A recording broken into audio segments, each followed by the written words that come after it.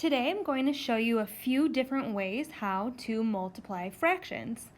Alright, so our first way we have is the area model, and again there's another video that is showing you how to do this in depth a little bit further, but I will give you one example with our area model. So I'm going to take my 2/3 first and create it on this box here. So I'm going to show 2/3. If I'm going to show thirds, I'm going to draw two lines.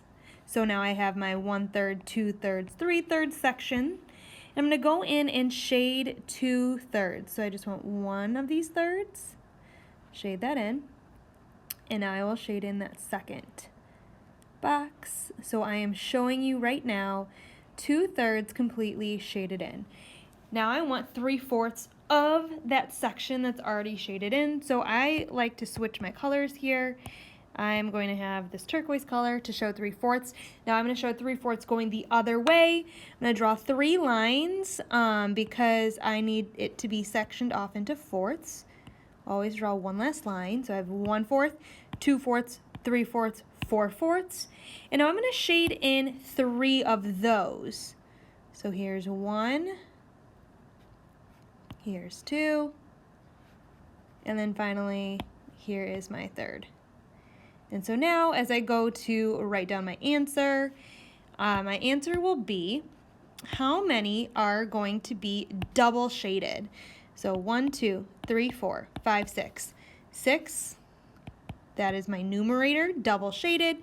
And then how many total do I have? 1, 2, 3, 4, 5, 6, 7, 8, 9, 10, 11, 12.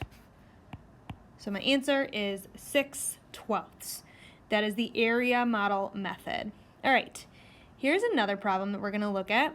And as I go to multiply, the first thing I'm going to do is check to see if I can simplify my cross products. And what that means is I'm going to look to see if I can simplify 2/10, and then I'm going to look to see if I can simplify 3/4. So I'm going to start with that pink, and I'm going to see, can a 2 go into a 10, or a 10 can go into 10 and 2? And I'm going to say yes, both numbers 2 and 10, I can fit in a 2. So 2 divided by 2, that equals 1. 10 divided by 2, that equals 5. So I'm simplifying those two numbers. And then I look, a 4 and a 3, I don't have a number that can go into both those numbers evenly. So now I'm going to multiply my 1 times 4, which equals 4, and my 3 times 5, which equals 15. So I multiply going across this way, 1 times 4, 3 times 5 to get my answer. So you are simplifying beforehand. I'm going to show you that again. When I have these pink problems right here, I am going to look first. A 5 and a 5. Do I have a number that can go into both those numbers? Your answer is going to be yes, actually. A 5 can go into both of them. So 5 divided by 5, that's going to equal 1. 5 divided by 5, that's going to equal 1. Always remember you have to divide by the same number. And then I look to see, is there a number that can go into both 1 and 6 to simplify? And there's not, so they're going to stay the same. So now as I go to multiply, I'm going to multiply across. That first number is 1 times 1, multiplying this way, 1 times 1, that equals 1. And multiplying across for the denominators, 6 times 1, and that equals 6. So my answer equals 1/6. All right, so that is simplifying before you do your multiplication, and you always simplify across. All right, we're going to do this problem in blue a different way. I'm going to multiply my numerators. So I really am going to do 3 times 1 and then 4 times 4. So I take those numbers and I'm multiplying across here. 3 times 1 is 3, and 4 times 4 is 16.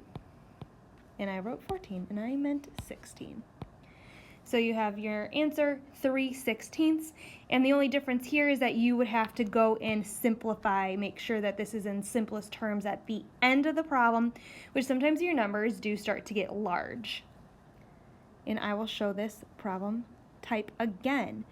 Okay, so when I'm multiplying, I do my numerators, 1 times 3, right here, and then I'm going to do my denominators, 2 times 6, And as I multiply, 1 times 3 is 3, 2 times 6 is 12.